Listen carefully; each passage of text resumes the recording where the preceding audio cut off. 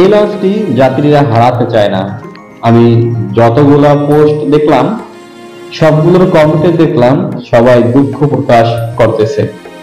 মালিক কর্তৃপক্ষের কাছে একটাই আবদার, লঞ্চটা দয়া করে কাটবেন না।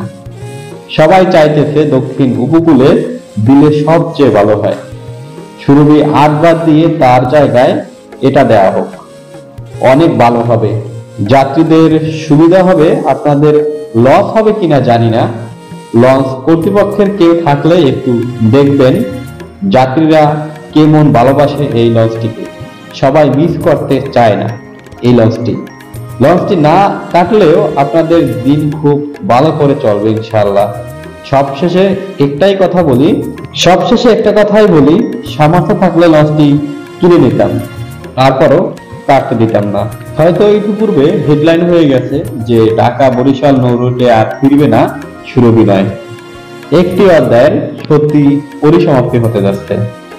দীর্ঘ সময় ধরে যাত্রীদের আস্থা আর ভালোবাসা নিয়ে যাত্রী পরিবহন করেছে যাত্রীবাহী লঞ্চ এমভি সুরভি নয়। আধুনিক নকশা, আরামদায়ক যাত্রা আর সুরক্ষার প্রতীক হয়ে ওঠা এই লঞ্চটি আজ ইতিহাসের পাতায় নাম লেখাতে চলেছে।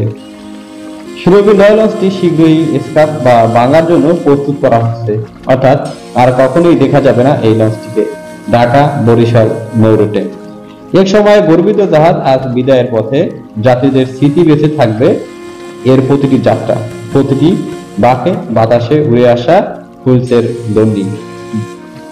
সূর্য সকালে ওঠে আলোকিত হয়ে, আবার একটা সময় গিয়ে অন্ধকারে নিয়োজিত হয়।